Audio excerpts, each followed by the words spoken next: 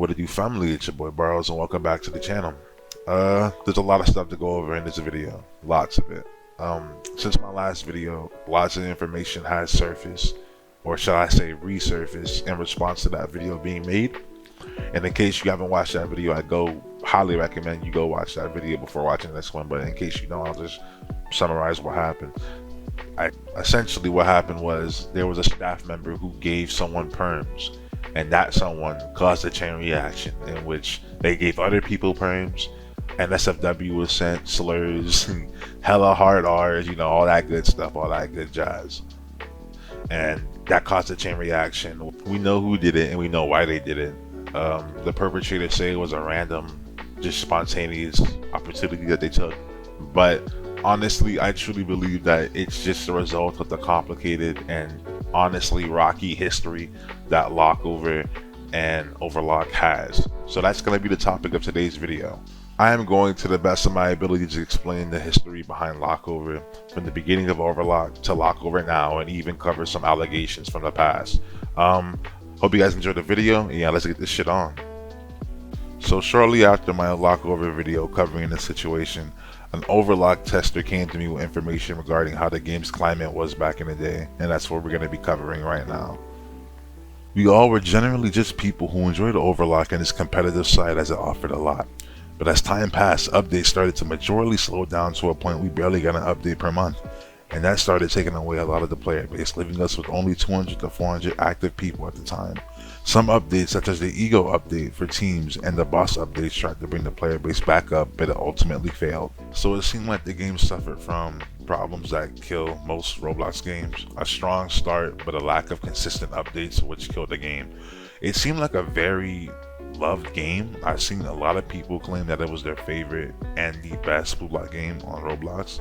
So, I mean, it sucks, but it is what it is. Lack of updates will do that to you. Let's keep it pushing. How does this correlate to the staff team and the beginning of a lot of drama, you may ask?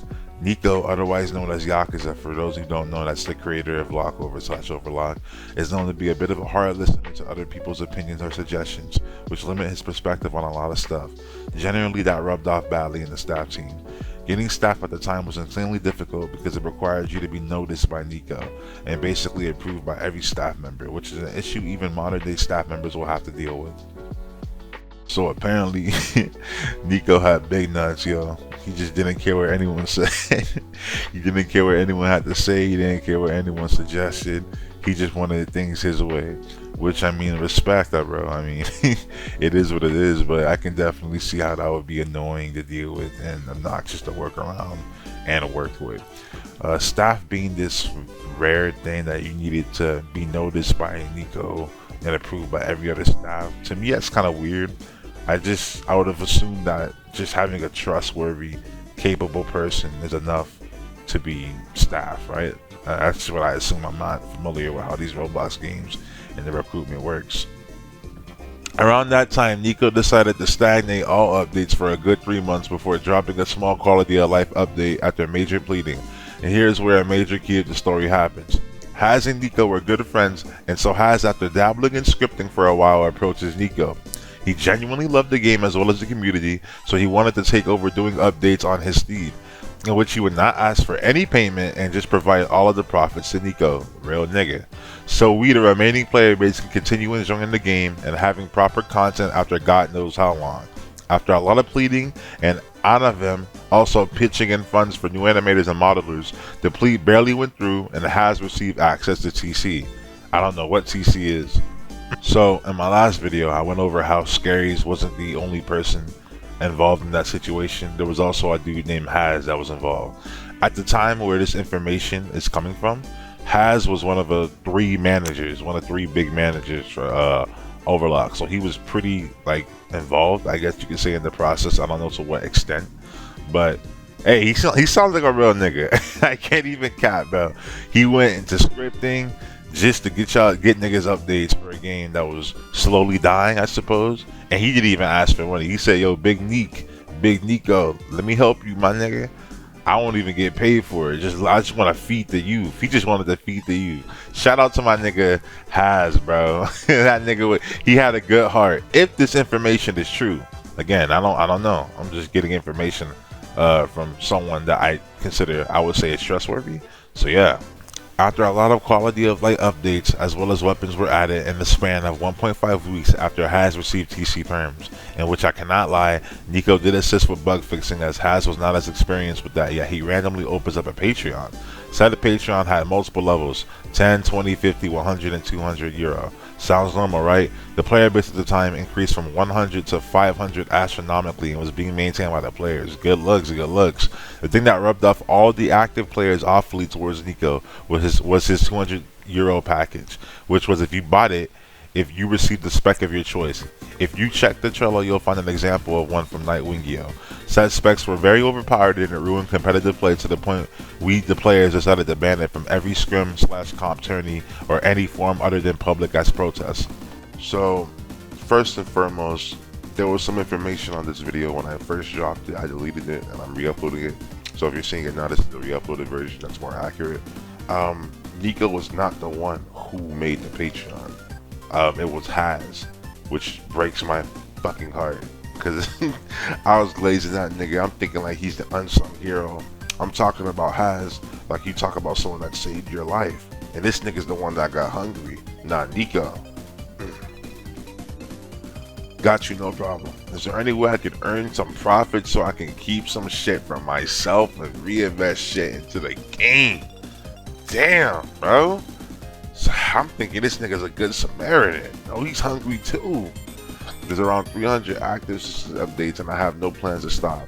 Obviously, you keep your profits, locks, or whatever you want, because at the end of the day, it's your game. If any of the devs need a payment, just DM me, I will pay them.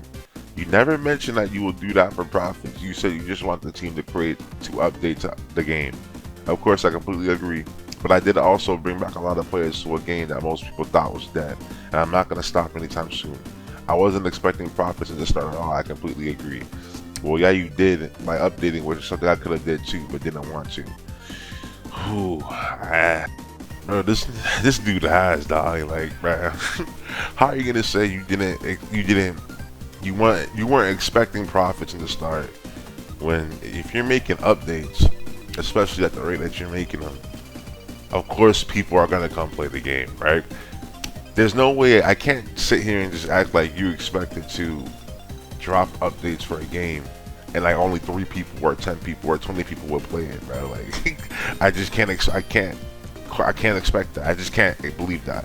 So in my personal opinion, you definitely knew people were gonna come play the game with those updates, and you definitely were expecting some type of payment. If not some type of payment, you were expecting Nico to either like acknowledge your efforts by giving you some payment, or when he didn't do that, you just outright asked that nigga. So I don't know. I don't know, bro. I just can't believe this shit, bro. I was glazing this nigga, bro. I mean, he did update the game when no one else was really updating the game, so props to that nigga for that. But to act like he didn't want profits when he did want profits, it's kind of crazy to me. Patreon shit was one of my ideas, and oh, jeez Louise. And I only took a cut of that too. So you will earn more money as well. Just make one and put it in your bio and get the profit from it. Don't ping for it or anything. I don't know how it works. It's a subscription monthly, but my idea was you get a cut of it too. So a lot of shit for you and a lot of shit for me. So in the last version of the video I made, of this video that I'm remaking, I said that Nico, after helping Haz with the bug fixes that he made while creating updates for the game, he opened up a Patreon and pinged everyone. That's not what happened. That was bullshit. That was misinformation. What really happened is that Nico gave the idea to Haz to make a Patreon. Haz made the Patreon, but Nico specifically tells this nigga, yo, do not fucking ping anyone. Don't ping anyone. Just put it in your bio and keep it there. He makes the Patreon. Haz makes the Patreon and pings everybody. So the fan base getting mad at Nico for that is unjustified, because it wasn't him that did that shit. He didn't ping everyone. He didn't even want attention brought to it. It was Haz that wanted attention brought to the Patreon. So all in all, bro, never meet your heroes, nigga. This nigga Haz was hungry, bro. He did do good to the game, but bro, this nigga Haz was hungry. He wanted money, bro. The entire staff team was also disagreeing with the decision, because the game was slowly starting to revive with the updates, and randomly Nico drops Overlock after the Patreon and picks up another project called Aetherville. That doesn't last long, and he just makes Overlock in the span of a few weeks.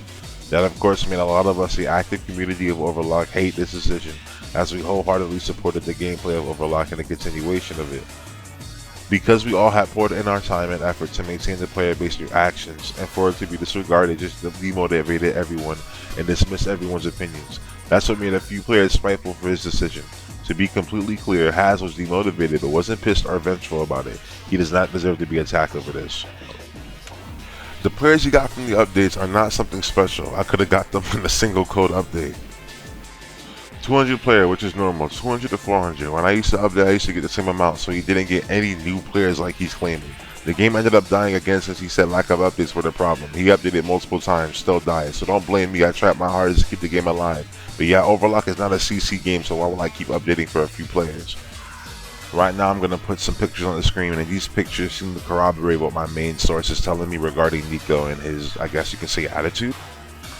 Honestly, he's always declined everybody's ideas to the game. Even if he had a good idea, he just rejected or ignored it. So what you say is kind of true. He tried finding high quality devs, but I think either they declined his offer to work for him, or he just couldn't do it, so he's just been solo deving.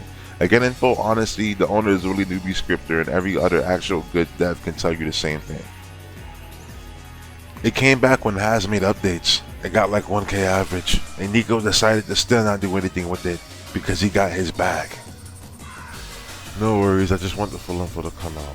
I respect both sides equally, but I believe that some actions were too much. Both sides had their rights and their wrongs. Nico had issues with trusting people, and it showed as to why.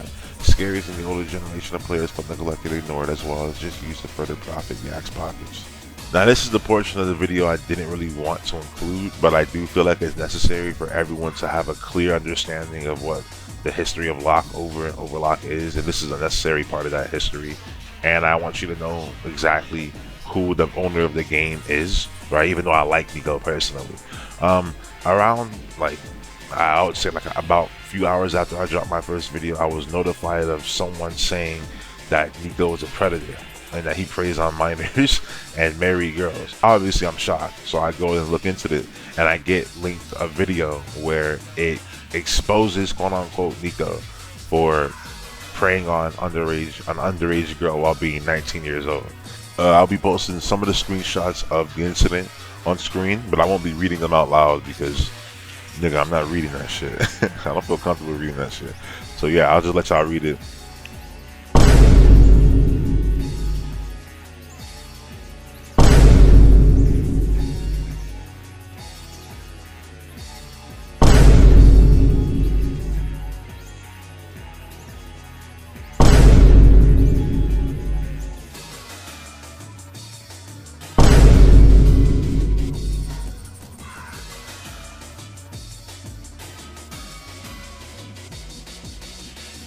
So I did reach out to Nico for his opinion on all of this, because I wasn't just gonna drop this video without getting the owner's thoughts. But he told me he didn't want to provide any comment for the video, and he banned me from the server and possibly the game too. I'm not too sure.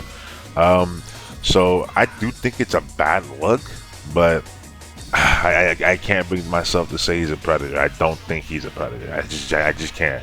I think that's too weak of proof to say he's actually into children. I just think he was a trolling